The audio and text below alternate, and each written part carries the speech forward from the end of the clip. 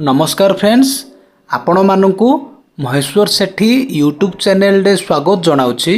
देखंतु जदि आपण माने आम चैनल को फर्स्ट टाइम पई देखुछंती ताहाले वीडियो को गोटे लाइक करंतु, चैनल को सब्सक्राइब करी पाखरे थिबा बेल आइकन को प्रेस करी ऑल नोटिफिकेशन बटन को ऑन करंतु, कारण सब्सक्राइब करबा द्वारा आपण माने सबुदिन नोटिफिकेशन पाई परिबे। देखंतु समन्वित शिशु विकास प्रकल्प अधिकारी कार्यालय तरफ वैकेंसी बाहरी अंगनवाड़ी पोस्ट पर वैकेंसी बाहरी। देखो ये नोटिफिकेशन नंबर लिखाई 577। देखो ये कौन लिखा जाइए, एत द्वारा निम्न रे दशा जाइथिबा अंगनवाड़ी केन्द्रांचल सर्वसाधारण को अवगति निमंते जणाई दिया जाउछि जे उक्त अंगनवाड़ी केन्द्र रे खाली पड़िथिबा अंगनवाड़ी कर्मी पदवी निमंते निम्न योग्यता थिबा महिला प्रार्थी मानक ठारू ऑनलाइन माध्यम दरखास्त आह्वान करा जिवो। देखंतु अंगनवाड़ी पोस्ट पे वैकेंसी बाहरी, आपण माने ऑनलाइन माध्यम अप्लाई करि परिबे। देखंतु एई वेबसाइट रे आपण माने अप्लाई करि परिबे। देखंतु एठी जेउ वेबसाइट लिखाई छि आपण माने एई वेबसाइट रे अप्लाई करिवे।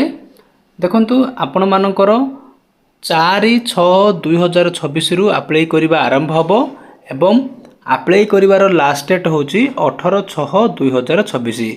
जो माने अप्लाई करबा को चाहउछंती आपण माने 18/6/2026 पूर्व ऑनलाइन माध्यम रे अप्लाई करि दियंतु।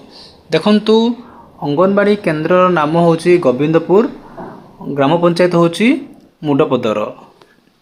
आसंतो बे जानिबा अप्लाई करिया पई योग्यता कोन दरकार। देखंतु आवेदनकारी जणे महिला प्रार्थी हेइथिबे, एथिरे केवल फीमेल माने ही अप्लाई करि परिबे, मेल कैंडिडेट अप्लाई करि परिबे नै। तापर देखंतु मेन होची सबुठारु इम्पोर्टेंट पॉइंट होची प्रार्थी संपुक्त अंगनवाड़ी केन्द्रांचल स्थायी बासिंदा हेइथिबे। देखंतु आपण माने जदि सेही अंगनवाड़ी केन्द्रर स्थायी बासिंदा हेइथिबे ताहाले आपण माने अप्लाई करि परिबे। एज लिमिट देखंतु एथिरे मिनिमम एज 18 वर्ष रखा जायछि, मैक्सिमम एज 35 वर्ष रखा जायछि।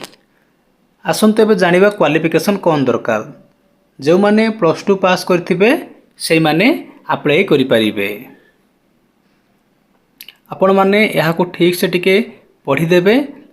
जदि आपण मानकु एई पीडीएफ फाइल दरकार ताहाले मु आपण मानकु सेंड कर देबी। आसंतु वर्तमान जानिबा अप्लाई करिया पई कोन सब डॉक्यूमेंट दरकार। देखंतु आपनकर मैट्रिक सर्टिफिकेट, +2 सर्टिफिकेट, जहाँ सब आपनकर सर्टिफिकेट थिबो सब सर्टिफिकेट को आपण माने अपलोड करिवे। ता सहित देखंतु आपनकर +2 सर्टिफिकेट मध्ये अटैच करिवे। जदि आपण माने विधवा हेथिबे ताले स्वामींकर मृत्यु प्रमाण पत्र अटैच करिवे। जदि अनाथ हेथिबे ताले अनाथ आश्रम प्रमाण पत्र मध्ये आपण माने अटैच करिवे। जदि आपण माने हैंडिकैप्ड हेथिबे ताले डिसेबिलिटी सर्टिफिकेट अटैच करिवे। जदि आपनकर किछि एक्सपीरियंस अछि ताले मध्ये अटैच करि परिवे। आपण माने एई पीडीएफ फाइल को ठीक से पढ़ी अपलोड करंतु। जदि आपनकर किछि भी डाउट अछि ताहाले आपण माने कमेंट करंतु, मु रिप्लाई देबी। जदि आपण मानकु एई पीडीएफ फाइल टी दरकार ताहाले आपण माने कमेंट करंतु, मु आपण मानकु सेंड कर देबी। वीडियो टी को देखिथिबारु आपण मानकु बहुत बहुत धन्यवाद। Thank you.